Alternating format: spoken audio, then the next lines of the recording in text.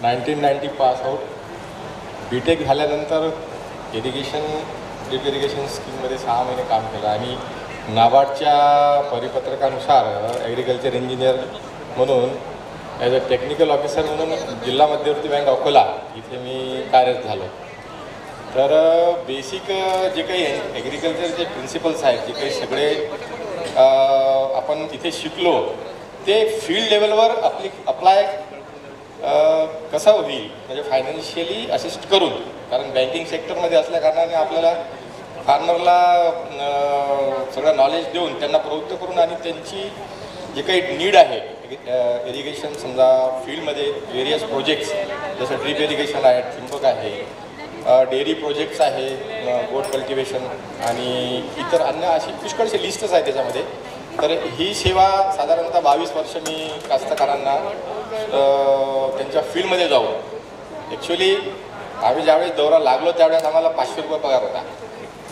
हे सांगायचं असं की कोणी लाज बाळगू नये की बा आम्हाला तर आता नोकरी करायची आहे, पण पगार जर पाहिला तर मग आता पगार पाहिला तर मग घ्यावं की नाही घ्यावं असं जर त्यावेळेस स्वीकार मनामध्ये आलं असतं तर कदाचित मी तिथे टिकलो नसतो. परंतु 500 रुपये पगारावर 10 वर्ष 7,500 रुपये झाला 10 वर्षांनी, तरी पण ती काही नोकरी सोडली नाही. कारण काय की सेवा महत्त्वाची होती.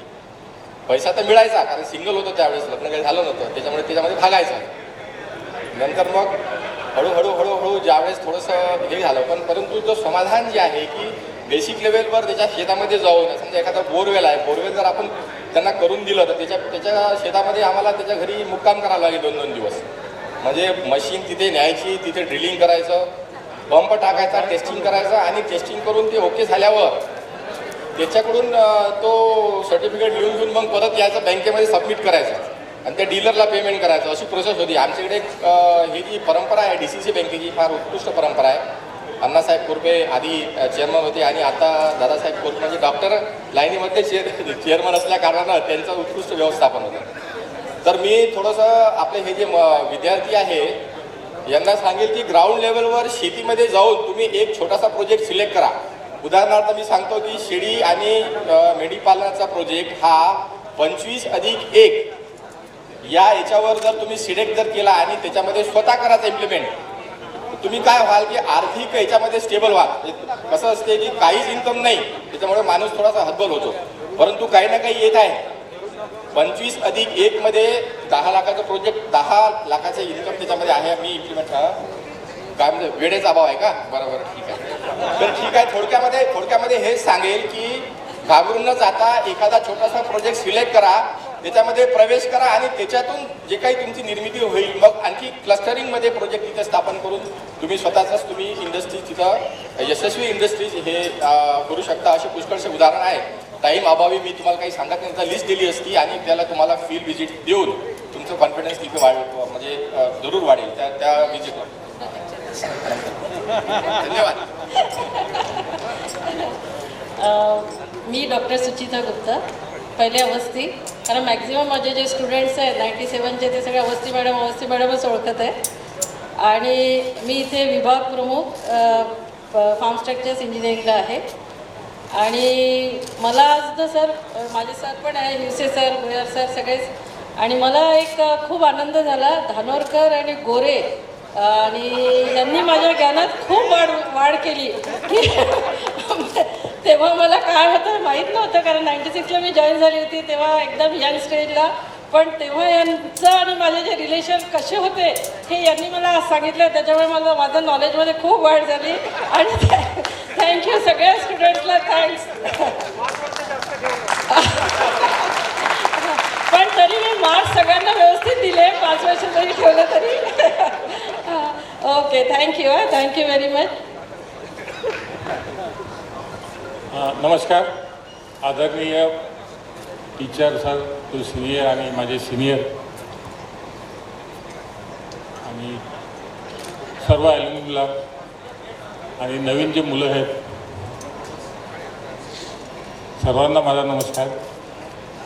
मे 1986-90 पासआउट आहे आणि मी पासआउट झालेलो आहे, काठावर पासआउट झालेलो आहे.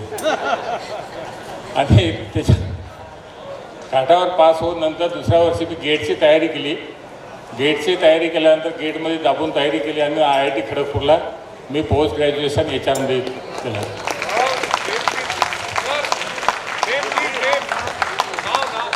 नाव देवीदास माधू पानझाडे.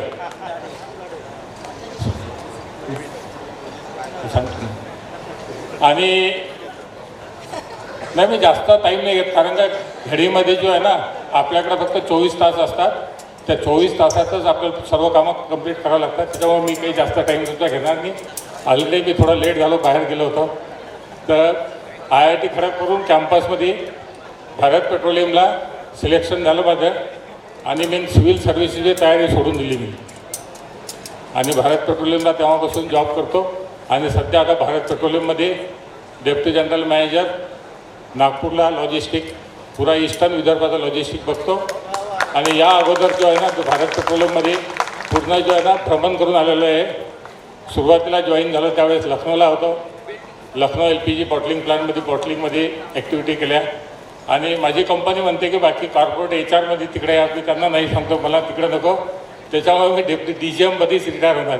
अदरवाईज मी जो आहे ना भरपूर पुढे गेलो असतो. तर मी राजस्थान, गुजरात, मध्य प्रदेश आणि महाराष्ट्र इतक्या स्टेटमध्ये काम केलेलं आहे आणि बऱ्याच ठिकाणी काम केलेलं आहे. आणि विशेष सांगायचं तात्पर्य म्हणजे की एंटरप्रेनरशिपमध्ये जर आपण काही केलं आपण करू शकतो. इव्हन जो आहे ना मी तुम्हाला एक शेअर करतो. आता तुम्हाला सर्वांना आपल्याला जे पेट्रोल जे मिळते मार्केटमध्ये जे MS आपल्याला मिळते ते 20% EBMS आहे. तर त्यामध्ये 20% इथॉल मिक्स होते आणि 80% पेट्रोल होते. आणि पुढे 2, 3 ते 5 वर्षामध्ये 27% जाणार आहे. आणि हळूहळू जो आहे ना पूर्ण इथॉलच मार्केटमध्ये मिळणार आपल्याला. पुढे चालू इथॉलच्या गाड्या येतील.